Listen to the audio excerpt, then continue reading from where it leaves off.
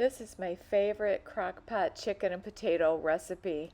This is so easy. You take a chicken breast out, you defrost it. Once it is defrosted, you cut it in half, put it in the crock pot, and the amazing thing about all of this is the way I do the potato.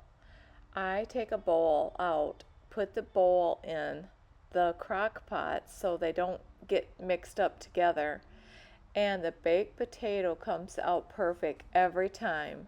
I hope you'll try this. This is one great, easy, quick dinner, so when you get home, it is ready.